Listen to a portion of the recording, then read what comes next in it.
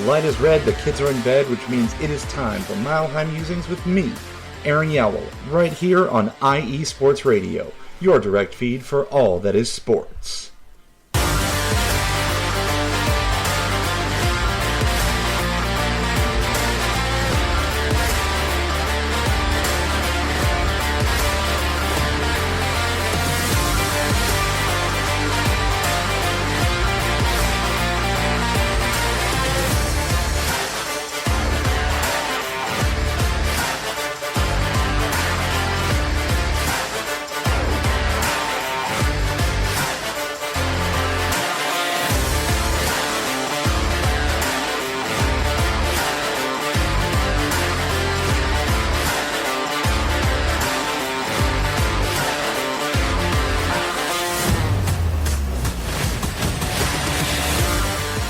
What's good, sports fans? Oh my gosh, the new mic is popping. Sorry, y'all, I got a new microphone and it's kicking. What's good, sports fans? It's your boy, Aaron Yowell.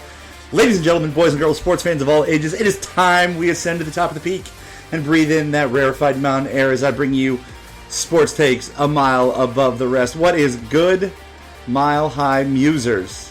What's good, what's good?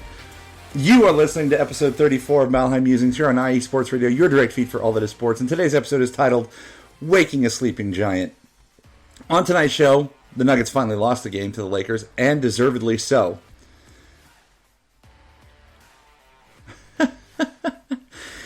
The Avalanche found faults in the armor of Connor Hellebuyck. The Rockies continued to lose, and finally, the Broncos made some splashes in this year's draft. I think they did. I love it. I can't wait. And finally, we do get to hear the team behind. In this house, we praise the Lord and cheer for them Denver Broncos. Especially when they make smart picks. But before we get into that and all that is good, let's handle some business right up front. What's good, sports fans? It's your boy Aaron Yowell from Mile High Musings here on IE Sports Radio, your direct feed for all that is sports. And I am super excited to tell you about a new sponsor on the network, Planet Jerky Premium Brisket Beef Jerky. Planet Jerky is the official jerky of the 2022 California League champion Lake Elsinore Storm's Single A affiliate of the San Diego Padres. This all brisket beef jerky offers gluten-free options, contains no MSG, no sodium nitrate, is low in sugar, and high in protein. That's my favorite part. This is some of the best beef jerky you can get your hands on. Check them out online, planetjerky.com. Once again, a huge shout out to our sponsor, Planet Jerky Premium Brisket Beef Jerky, the jerky that is on a whole other planet. For the last 9 years, IE Sports Radio has been bringing you amazing content ranging from interviewing legendary athletes, coaches, and other authorized media personnel to building tailor-made shows dedicated to all major sports cities around the country. Make sure to follow us at IE Sports Radio on Twitter, Instagram, Facebook, and TikTok to keep up with the latest in sports and with our shows. Also, make sure to check out our daily updated website, iesportsradio.com. At iesportsradio.com, you can see our daily show schedule and all of our show pages with personal bios and the podcast feed for each individual show, including this one, Mile High Musings. Check out the show page at iesportsradio.com/Mile High Musings. In addition to our show pages, you can catch the IE Sports Radio blog, Hall of Fame, Fans of the Month page, and our merchandise shop, including t-shirts, tank tops, caps, long-sleeve shirts, hoodies, and so much more. For nearly a decade here at IE Sports Radio, we've continued to be by the fans and for the fans, and we thank each and every one of you for all of your support and for making IE Sports Radio your direct feed for all that is sports. Yeah, baby, let's get into it. Segment 1. Yes. Thank you. Segment 1 of tonight's show. All good things must come to an end. That's right. You know I got to start off talking about Nuggets Lakers, especially for my SoCal fam in the chat. All week the Nuggets came back from double-digit leads to vanquish the Lakers, except for last night. That's right. I was confident in the Nuggets going into every single game, and I was the most confident in them going into last night's game, even at halftime when they were down double digits. So that's fine. We got them right where we want them. It's true. But I was not feeling arrogantly confident. I need you to know that. And Taryn hit it on the head. Pride comes. This was in last week's show. Taryn in the chat put pride comes before the fall, and I think that's what happened to the Nuggets last night because I think they were arrogant. I wasn't, but I think they were. I kept off social media for the most part last night because while I was confident in my team, there was something that looked off, something about the way they're playing. Jamal Murray hasn't played for anything this series, and look, credit where credit is due. The Lakers came out swinging again.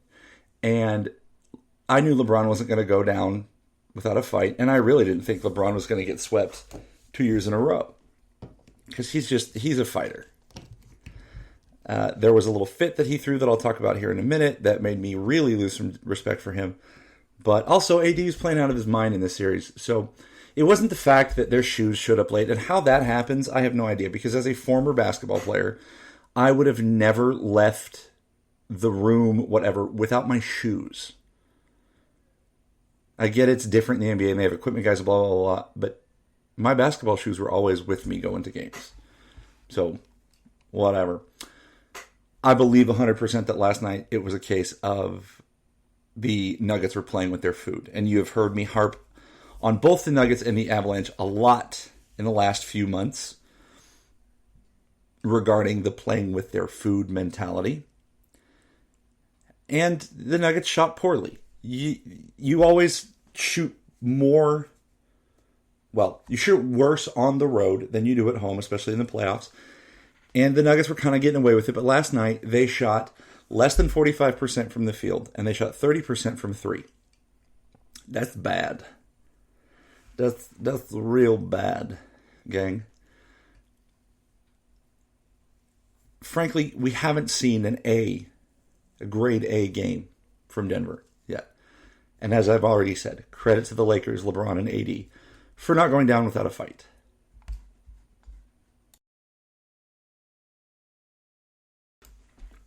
And as much as I would have liked to sweep them and feed the Smuggets part of my soul, I need this Nuggets team to face adversity. The kind of adversity that will galvanize them and set them up for a deep playoff run. Because you look at all these, take the Dallas LA Clippers series out of this equation. The other two series with the two young teams leading the way, Minnesota and OKC, they're whooping people.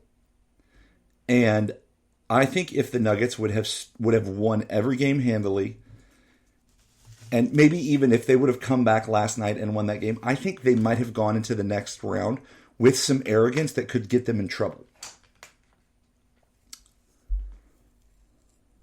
Jamal Murray has not been himself. And for much of this series so far, I feel like he's forcing the issue. Yet he's still averaging 20-plus points per game. Honestly, Murray's shooting awful. 9 of 20-something literally every game. And it's not good enough. But here's the deal. His misses are uncharacteristic. That's what's bothering me. And he needs to get it together real quick. I just read on X that he is listed as questionable for tomorrow night's game with a calf strain. He'll play. He'll play. He'll play. They need to close it out so he can get that rest because it looks like Minnesota's going to close it out tonight. And that would be our next opponent. And I get that they're going to wait a while before they start the series and both teams are going to be rested, blah, blah, blah. But Jamal better figure it out because Jokic needs him. Michael Porter needs him. So you combine the 44% from the field and 30% from three with the Nuggets giving up 70 points in the paint, you're going to lose often. Taryn in the chat said the Nuggets are still in control in this series. Yes, they are. But I have to doomsday this, Taryn. You would be flabbergasted if the Nuggets whipped a 3-0 series lead. They won't. Tomorrow is not semi-big for the Nuggets, brother. It is big. Why do you think... This is one of the reasons why this episode is titled Waking a Sleeping Giant. Because I'm really hoping that loss was the smack in the face that the Nuggets needed to wake up. Because they haven't played well. And they snuck out of here with a 3-1 lead through 4 games. So you give up 70 points in the paint. AG only has 7 points last night. The bench only gives you 5. So between the lack of bench production, lack of AG production, lack of Jamal hitting big shots, and the Lakers' tenacity, we were bound to lose. It's fine. Again, third time, mark it down, hats off to the Lakers. And I said it last week, good acknowledge is great. It is what it is. How good, though? How consistently good has Nikola Jokic been? Chat, this is not rhetorical. If you want to get in on this, please.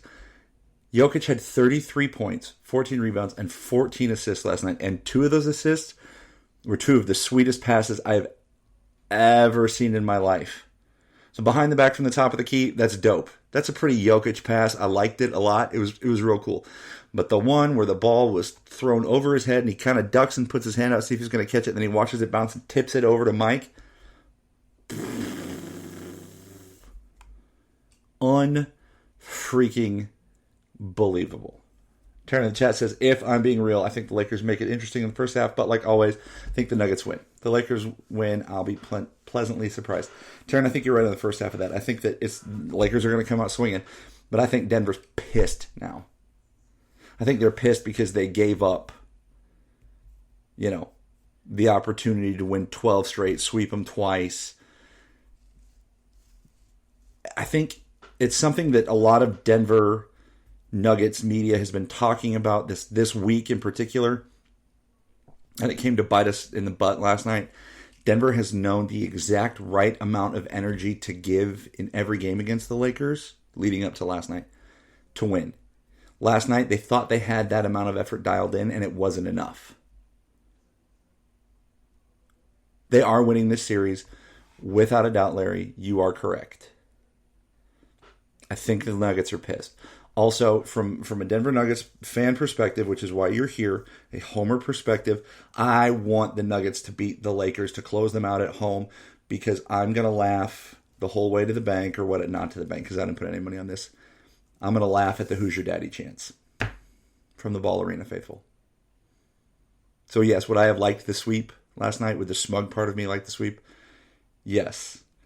However, I want the Nuggets to lose on the Lakers to lose on our floor, so the Nuggets can close them out, and Nuggets faithful can get the opportunity to see them beating the Lakers, closing out the Lakers on the home floor. Jokic is, Taryn hit it up in the chat, Jokic is averaging a triple-double. Yeah. AD's playing great. Don't get me wrong. AD's playing great. He's fading in the fourth quarter, which got him in trouble in a couple games, 2 and 3 in particular. But Jokic has been consistent. And Michael Porter Jr. has been consistent in this series too. 20 points a night in this entire series. AG was great in game 3. Jamal he had a great fourth quarter in game 2, hit the game winner. KCP had a good third quarter in game 2. So Jokic is getting a little bit of help, which is what made them successful. Last night he got no help. And Larry B's right. The Lakers have smacked the Nuggets around for years and years and years. So it is time. And it's crazy because you had the Magic, you had the Magic Lakers, Showtime Lakers, and then they kind of fall off a little bit, and then you get Kobe and Shaq, and they're good, and they kind of fall off just a little bit, and then you get LeBron, and then you start to make a run, and so the Lakers do ebb and flow. They do ebb and flow, and that is to be expected. The Nuggets have been on the ebb for a long time. For a long time, they were on the ebb, and now they're on the flow. Because this core has been together for forever, and they're playing together. Jokic said it after Game 3. They don't like to lose. And it's just, he was here for the quote-unquote losing, and he used air quotes in the post-game presser after Game 3, and he doesn't want to do it anymore. And when your leader has that mentality, really, really easy for the rest of the team to rally around that. Nuggets are closing it out in 5, gang. I'm calling it right now. Lakers might keep it close in the first. I think the Nuggets win by double digits in this one because I think they're pissed. They felt disinterested, but in Game 4. But now Denver's going to take your best shot. Larry B wants him to pull the back-to-back. I want him to pull the back-to-back too, obviously. And what it is, Larry, is I love the way they play basketball. The NBA had gotten so heliocentric for me. So one star, dribble, pick, shoot. When the Nuggets are at the best, the ball is popping. They fly around on defense. Jokic is making ridiculous passes. All the players know where they need to be, what they need to do at every given play. It's basketball. It's pure basketball. And that is what makes the Nuggets fun to watch. It's pure basketball. And so, here's hoping. Game 5, Tuesday. I'm going to double check that. Make sure they got a travel day in there. I thought it was Monday. But your boy could be very wrong. No, it's Monday night. I'm a dingus. Game 5, tomorrow night. 8 p.m. Mountain, 9 p.m. Central. On TNT. Nuggets right now opening as 7.5-point favorites. I love watching the Nuggets play too. Thank you. Thanks. And listen, I'll tell you what. If the Lakers were punking us and we were deserving to lose every game like we deserved to lose last night, I'd be sitting here saying the same things about the Lakers, how they deserve it, all that jazz. Yeah, confirmed on Taryn's show, Monday night. I just confirmed it on ESPN.com. Monday night, 8 Mountain in Denver on TNT. Ball Arena is going to be bumping. The one thing that I hate about series against the Lakers is that there's just enough Lakers fans in the crowd to make it not 100% Nuggets fans. Every series beyond this, it will be insane. But there's just enough Lakers fans because Denver's such a transplant city that it won't be as wild as, say, the Avalanche game was today. Speaking of the Avalanche game, we're going to take a timeout, and on the other side, we're going to talk about the best team in the West. You're listening to Mile High Musings here on IE Sports Radio, your direct feed for all that is sports. Sports fans, do you like teams that are tough, cities that are tougher, and fan bases that are passionate about their teams? How about teams that are historic and stadiums that are iconic? Then you belong in Chicago, and you need to check out Chi-Town Weekly. Join me, Adam Kernan, every week as we keep up with all things Chicago sports. Bears, Bulls, Blackhawks, Cubs, White Sox. We'll cover them all, plus more. The Windy City is always buzzing, and we'll keep you up on all the big games and major stories. So tune in to Chi-Town Weekly every week right here on IE Sports Radio, your direct feed for all that is sports.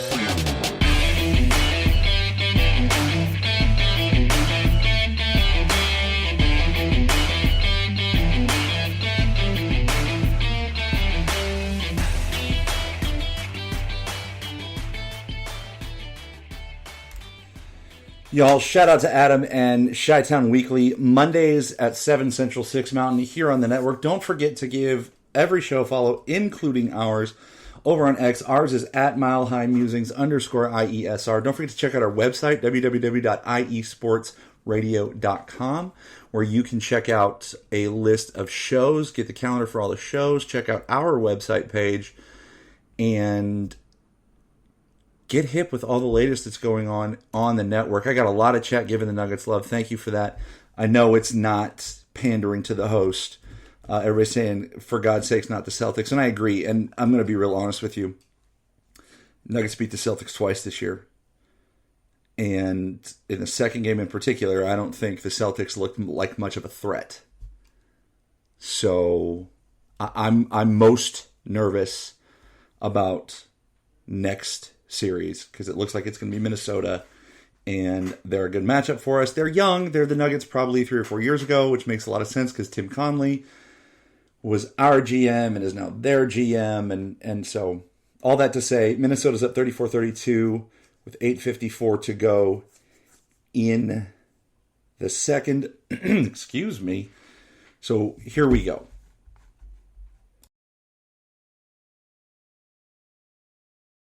There's an Avalanche warning, gang. Last week on the show, we were coming off of the wildest playoff loss I'd ever witnessed in my entire life. What, Daddy? Well, Penny, The Avs lost 7-6, and I had turned the game off and turned it back on and turned the game off and turned the game on because the Avs didn't know their elbow from a hole in the ground, and that's not how the saying goes.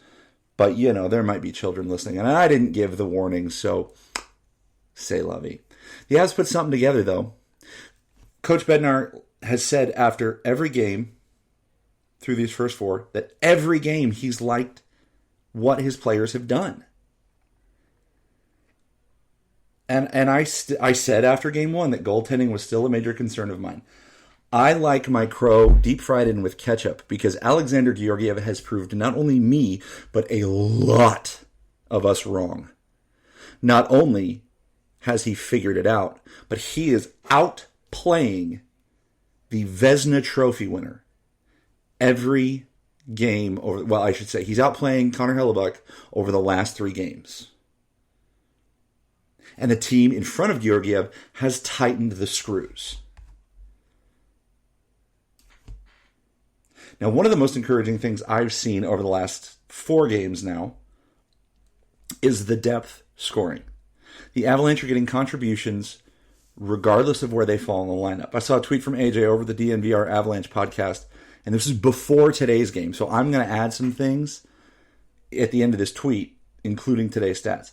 So AJ said, through 7 playoff games last year, the Avs had 9 players with points, 7 players with at least 3 points, and 3 multi-goal scorers, and only 1 point from a non-top 6 forward.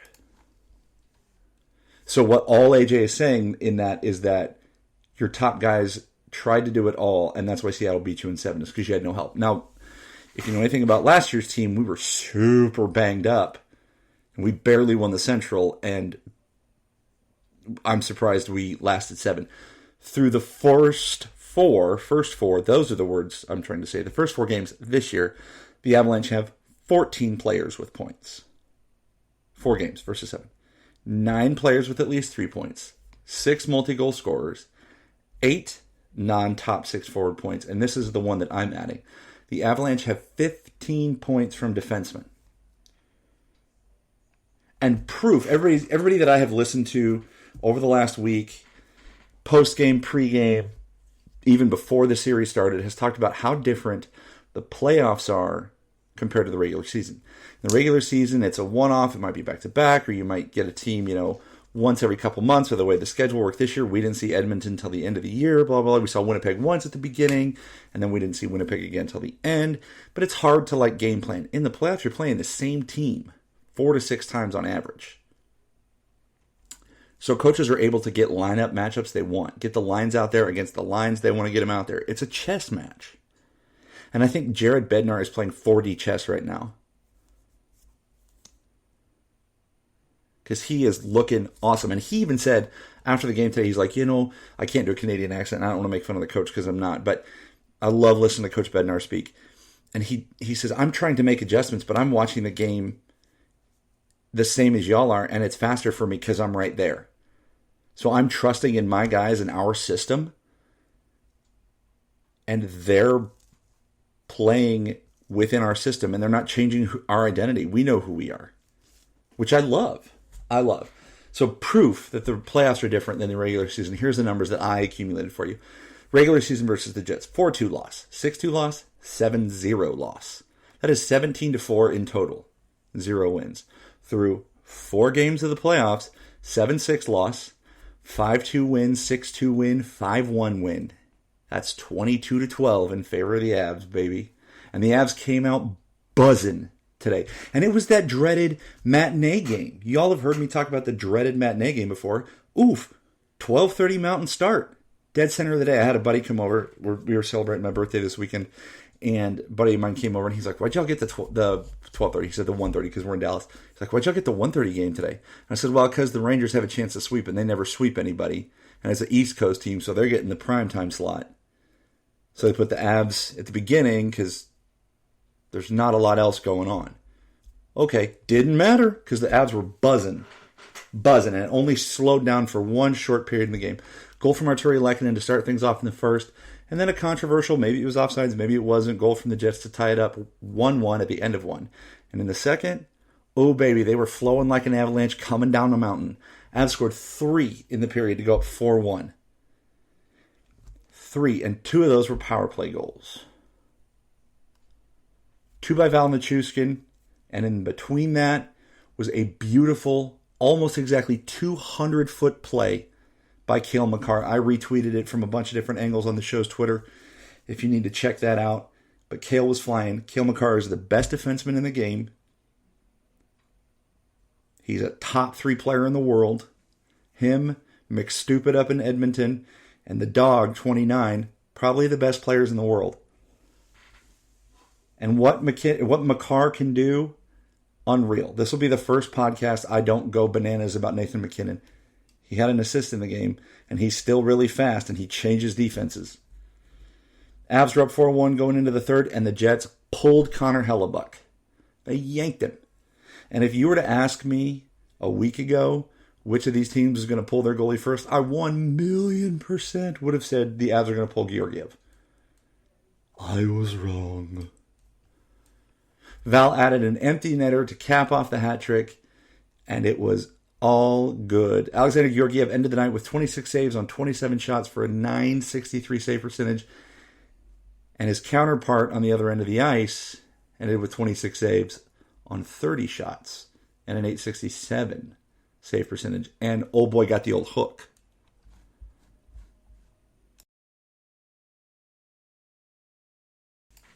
I tweeted in the second period that the power play was garbage because their first power play was garbage. No shots, didn't get set up in the zone, couldn't even get an entry. Boy, did that tweet not age well. Holy crow. Avs ended up 2 for 4 on the power play. Winnipeg was 0 for 4 on the power play. The Avs outshot and out-hit the Jets in this game, and they look ready to close this dang thing out. One of the coolest things that happened today in Ball Arena was the game production team brought back the playing of Blink-182's All the Small Things. Now, this song was the anthem of the 21-22 Cup team from Game 1. And since Game 1 of this series, this version of the Avalanche has been paying much more attention to all those small things. To hear it played and then to hear the crowd sing gave me goosebumps. If you've never heard it, what they do is they play Blink-182's All the Small Things, and then they got to cut it, and what happens is the crowd just keeps singing it. And they sing it and sing it and sing it, and they might be able to bring the song back in, but the crowd just keeps going. And it's amazing. It's not quite Rock Chalk Jayhawk at the Fog in Lawrence, but what it means to me personally and to our community of Avs fans, it might as well be Rock Chalk in the Fog. It might as well be. And it was just so cool to hear it, to see it. I was able to find it on Twitter afterwards and listen to it again. It was so stinking cool. The Avalanche and the Jets play Game 5 Tuesday night, 7:30 Mountain, on ESPN, 8:30 Central. These late games are going to kill me, gang. They're absolutely going to kill me. I think it's done. I think Monday and Tuesday are closeout games for the boys at Ball Arena. I think the Nuggets are closing it out tomorrow night, and I think the Avs are closing it out on Tuesday. I think they are. And then the Avs await the winner of Vegas-Dallas. Dallas won late in overtime last night. And if Vegas ends up winning, the Avs get home ice. If Dallas ends up winning, the Avs don't get home ice, but they smacked Dallas twice in Dallas this year. And the way the Avs are playing right now, bring on the New York Rangers or the Florida Panthers. Whoever's on that side of the bracket that wants to dance, let's dance. We're going to take a break and talk about a bummer team on the other side. You're listening to Mile High Musings here on IE Sports Radio, your direct feed for all that is sports.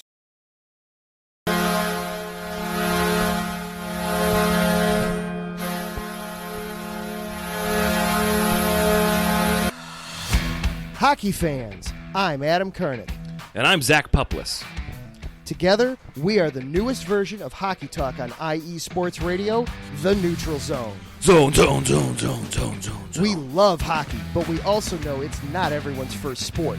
So we want to make this show as much for new fans as for the diehards. Whether you can name all the Swedes on the '08 Red Wings Stanley Cup team, or if you can't tell if Varlamov is a goalie or the latest trendy vodka, we're here to help. With facts, figures, and outrageous fans, we bring you all the hard-hitting hockey news you can handle, while still keeping it fun and on the rails. Well, mostly. So tune in every week as we go around the hockey world, from college to Canada, the minors and the majors, and everywhere in between. So bring your cellies, And your one-timers, you wicked wristas. and be sure to protect your five-hole. Catch the Neutral Zone every week on IE Sports Radio, your direct feed for all that is sports. We promise not to pick on the Arizona Coyotes every episode.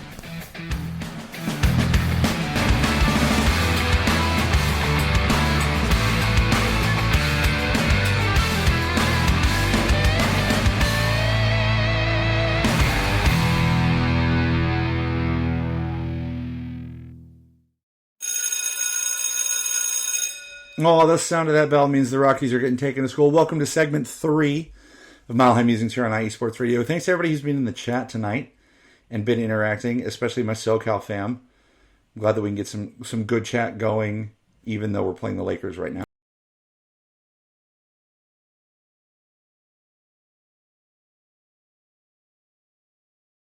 Rockies played 6 this week, so that's a lot, yeah. They hosted a 4-game set against the San Diego Padres and then took the weekend set to Mexico City to play the Astros. So let's run this thing down real quick.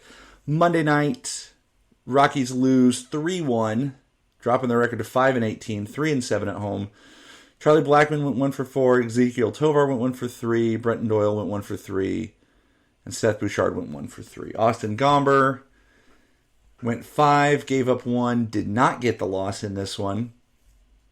It was tied 1-1 for a while there. Then the Padres broke it open in the 8th, and that was all she wrote. I mean, Rockies scored on a sac fly, and that was the only offense they could muster for the game. Tuesday, Rockies win. What? Yes, stop. Wait, I'm not kidding. That was not a misprint, a misread. You heard me right. You don't have to rewind the 15 seconds that back button takes you. The Rockies actually won a game. They won 7-4 against the Padres. Jalen Beeks gets the win for the Rockies in this one. Charlie Blackmon 1 for 5. Ezekiel Tovar 2 for 5. McMahon 1 for 4. Diaz 1 for 4. Elise Montero 3 for 4. Brenton Doyle 2 for 4. Padres jumped out to a 2-1 lead. Well, they jumped out to a 2-0 lead, Rockies brought it back 2-1. Then the Padres were up 4-1 going into the 4th, and then the Rockies put one together. Biraj homered a grand free... That can't be right. Do math, Aaron.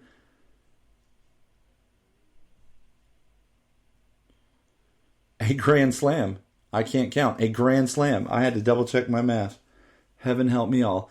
Biraj hit a grand slam in the 4th, and the Rockies were able to manufacture a Blackmon run on a bases-loaded walk to make it 6-4 at the end of the 4th. Ezekiel Tovar centered Brenton Doyle home in the 5th, and that was the end of it.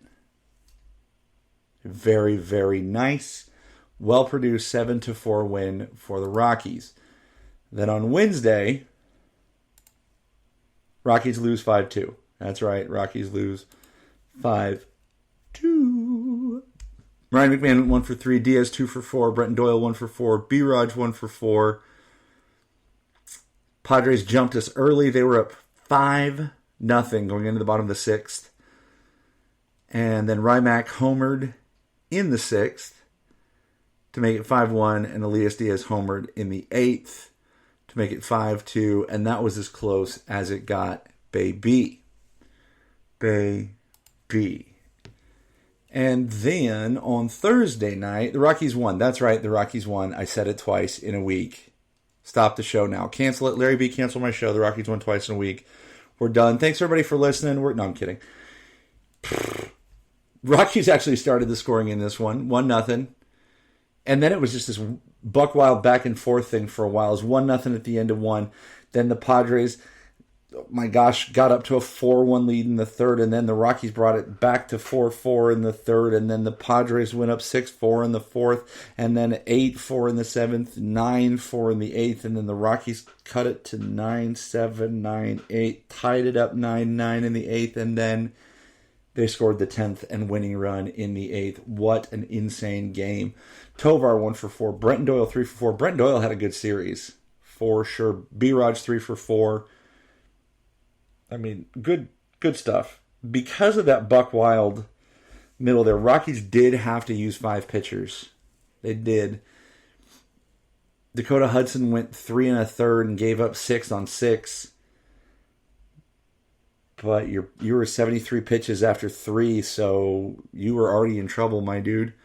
Peter Lambert came in and threw 2 2/3 scoreless innings. And then Mears gave up 2 in an inning. Kinley gave up 1 but got the W.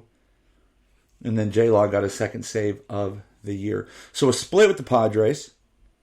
Rockies are sitting at 7-21. Well, that's including this weekend's games. So the Rockies traveled down to Mexico to play the Astros. And boy, was the first one the worst one. Rockies jumped out to a 2-0 lead. But that's almost all they'd get. Gave up 1 in the second, 3 in the third, 2 in the sixth, 2 in the eighth, 4 in the ninth. Rockies lose 12-4 to the Astros. My buddy said it. He's like, he's an Astros fan. He said, "My God, thank you for a bounce back series. I guess we need to play the Rockies when we're struggling." Yeah, well, everybody thinks that way, my dude. Rymack homered in this game in the first. It was a 2-run shot. But other than that, it was pretty sparse. Nolan Jones went 2 for 4. Nolan Jones' average is a 163, and he's dealing with back problems. There are rumors that he's going on the injured list, 15-day DL at least. So that's not good. And then today's game, afternoon tilt, Rockies lose 8-2 to the Astros. Just not super great baseball right now by the Rockies. They're not getting production. 1 for 4 for Doyle, 1 for 4 for Rymack, 2 for 4 for Diaz, 1 for 2 for Nolan Jones, 1 for 3 for Seth Bouchard. Like, they're not getting production. Austin Gomber went 7, gave up 6 hits and 4 earned runs. If you're getting at least a little bit of production, you're giving Austin Gomber a chance to win the game. But he takes the L in this one because the Rockies couldn't produce. They were down 2-0 early in the first. In the second, they caught up 2-2, and that's as close as they got, baby. So they're giving up a lot of home runs. It's really unfortunate. And I wish that baseball was relevant and or worth anything in the Mile High City. It's just not, and it sucks. Thank God for these other teams that are playing well into the summer.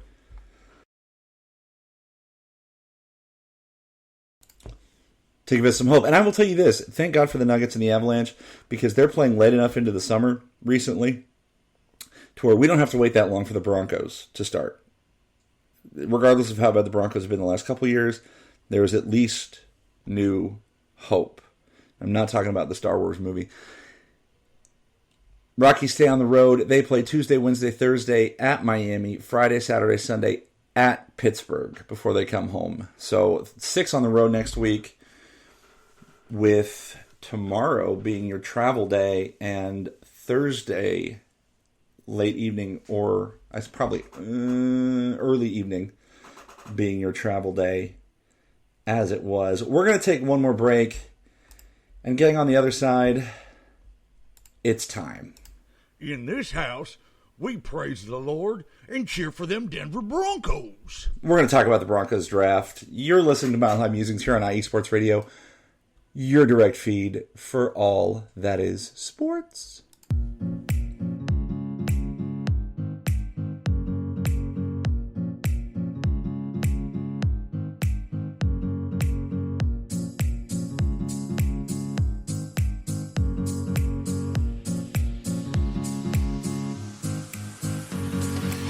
Hey there, sports fans. Are you looking for a sports show that maybe isn't 100% about sports? then you might want to check out the Sports Couple Perspectives right here on IE Sports Radio, your direct feed for all that is sports. Most sports shows cover only scores and stats, and while we're not opposed to that, we dig a little deeper into sports issues and some of the hottest topics in athletics. In addition to sports, we take a journey through my neck of the woods, pulp culture, with movie reviews of both sports and non-sports films. Speaking of pop culture, make sure to participate in our game nights, where we quiz each other on our specialties, and you, the listeners, can win IE Sports Radio apparel. We always have a great time learning more about each other's worlds, one show at a time. So join us each week on the Sports Couple Perspectives, right here on IE Sports Radio, your direct feed for all that is sports.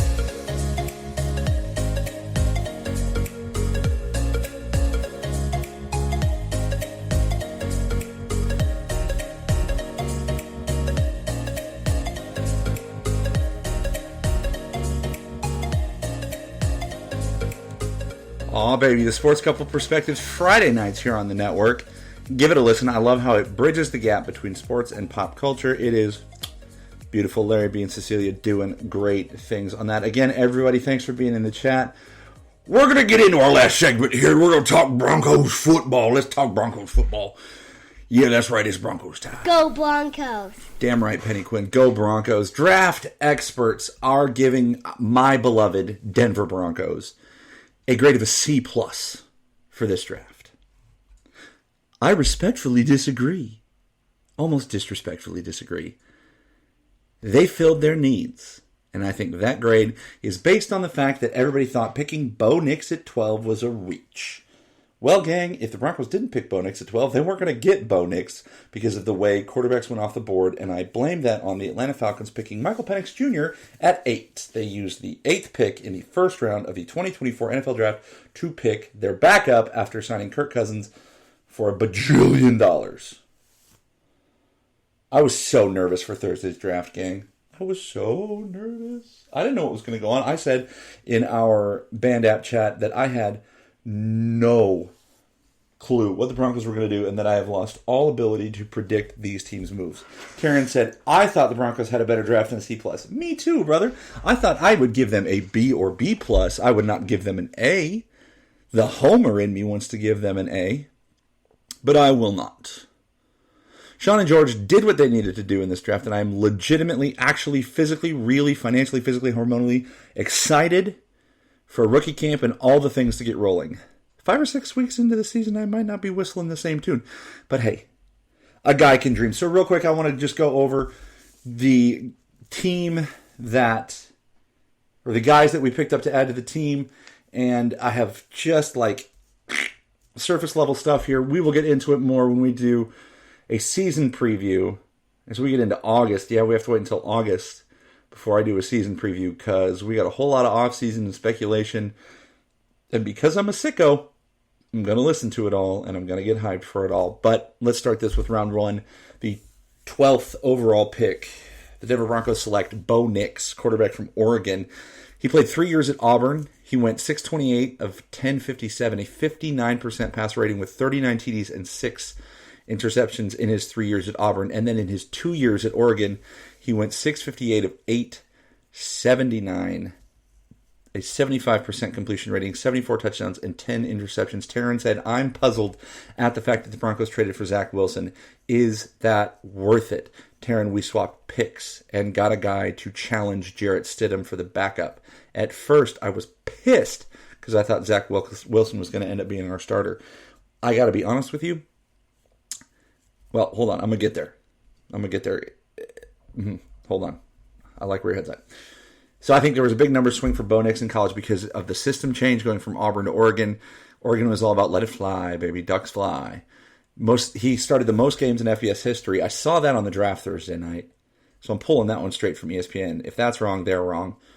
I think he's an amazing fit for the system. He's 6'2", which is better than the 5'0" quarterback we started last year. My boy Drewski's in the chat. Drewski. DFW's finest, my DFW brother. I think that one of the reasons that Bo Nix is a great fit for this system and for this team is because he's an older rookie. You look at Drake May coming out, he's 21 years old. 21 years old. He played only a few years at North Carolina. He was the guy, I think, the other guy that would have fit, I think, the Broncos system very well. Bo Nix played 5 years of college ball. He has close to 2,000 passing attempts in his college career. He's got over 100 touchdowns and less than 30 interceptions in his college career. He has seen a lot of defense. So back to Terrence's point about Zach Wilson. Zach Wilson we got for next to nothing, and I think that it's going to be Zach Wilson and Jarrett Stidham fighting for the backup job. And unless Bo Nix really screws this up, I feel like Nix is going to get the keys to the kingdom from jump. It's not Sean Payton's style, but Sean Payton has to roll the dice because his legacy, his late legacy, is now tied to the 6th best quarterback in this draft. I think he could be one of the best quarterbacks from this draft. And I will tell you that I am sure hoping that he is one of the best. In round 3, we didn't have a second round pick. In round 3, 76th overall pick, the Denver Broncos select Jonah Ellis, edge rusher from Utah. He played 3 years at Utah. He had 12 sacks in 10 games last year, 6'3". It's about 230. I think Sean Payton can make this work. Drewski, I do. I do think Sean Payton can make this work. I do. He was clean in house last year, man. He had to get rid of a lot of crap from that Nathaniel Hackett regime and the continuous coaching and quarterback carousel that we've had for however many years it's been since we won Super Bowl 50. I can't do math. How long have I been married? Almost 10 years.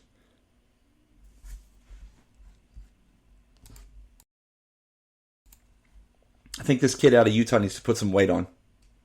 I think he needs to put some muscle on if he wants to stay on the edge. Otherwise, they're going to move him to safety. Because 6'3", 230, pretty good free safety. And I don't know if he's got the speed and the footwork to do that. So he needs to get stronger. 12 sacks in 10 games is pretty good, but that was about the highlight of his college career. Now, I think later here in these later rounds, Broncos stole some stuff. In that first sale being in round 4, the 102nd overall pick, they got Troy Franklin, wide receiver out of Oregon. That's right, 3 years at Oregon. Bo Nix, number 1 target. Last season at Oregon, Franklin had 81 catches for 1,383 yards and 14 touchdowns. He's 6'3", 187. He ran a 4.4, 140. He's explosive off the line. He's explosive with the ball. And what a perfect security blanket for Bo Nix and the ideal situation for both of them. One of the things that gets rookie quarterbacks is they don't have a lot of reps, a lot of timing with these receivers that they play with. Well, guess what? He gets his guy. He gets his dude to come in. And everybody's like, oh, they're going to trade Cortland Sutton. No. You have Sutton, Tim Patrick, Marvin Mims Jr., Troy Franklin. That's a good 4, guys. That's a good 4. I'm in on that. Round 5, 145th overall pick, Chris Abrams-Drain, cornerback out of Mizzou. Some people have him labeled as a high-risk, high-reward pick. I feel like it shores up the back end, the secondary, because we had some injuries there. PS2 needs help. I think PS2 needs numbers to help him. So I think the defensive scheme, they need to rotate the nickel guy. They need to be able to rotate the dime guy because of the demand, especially now the demand that the league by offensive scheme is putting on slot corners, nickel corners, dime corners, things like that. In round 5, here's the second steal, I think. It's Audric Estime, running back from Notre Dame. He played 3 seasons at Notre Dame. He had 1,341 yards last year, 18 touchdowns. He's 5'11", 227.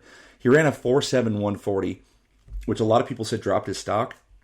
But if you've watched tape and if you've seen dude at workouts, he's a freak athletically. I can think of some late round running backs for the Broncos that were built kind of like him that rushed for a couple thousand yards. Chris Anderson, Terrell Davis.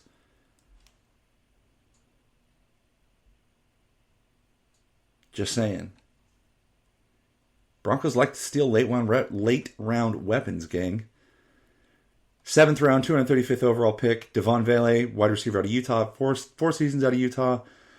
His stats weren't great. He's 6'5", he's 210. Put a little bit of muscle on him. Maybe he's a tight end. I don't know. And then our last pick, Nick Gargiulo, guard out of South Carolina. He's 6'5", 327. Again, not a lot of baseline information on here. Kind of looks like a mobster. I don't know. Could be a great compliment opposite side of Quinn Miners. Ladies and gentlemen, boys and girls, sports fans of all ages, it has been 150% real, and I am so glad that you were with us tonight on this episode of Mile High Musings.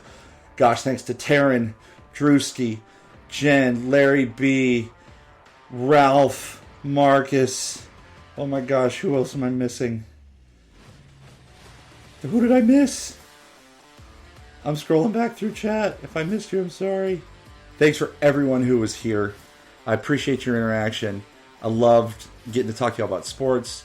I loved the dialogue in the NBA segment. Big week for our boys at ball. Rockies, hopefully they can steal some road wins. Probably not. But we're going to close out a couple series this week, gang. Be sure to check us out next week for episode 35. Hopefully we're talking about some new opponents. But as always, a big fat Mile High salute to y'all. And stay good, sports fans.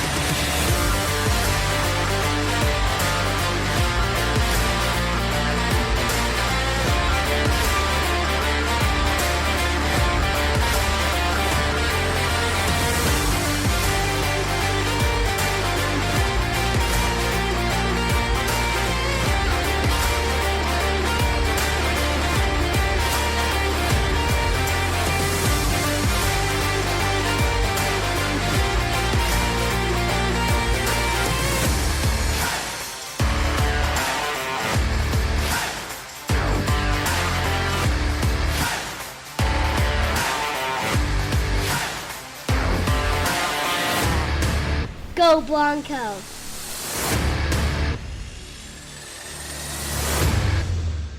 In this house, we praise the Lord and cheer for them Denver Broncos.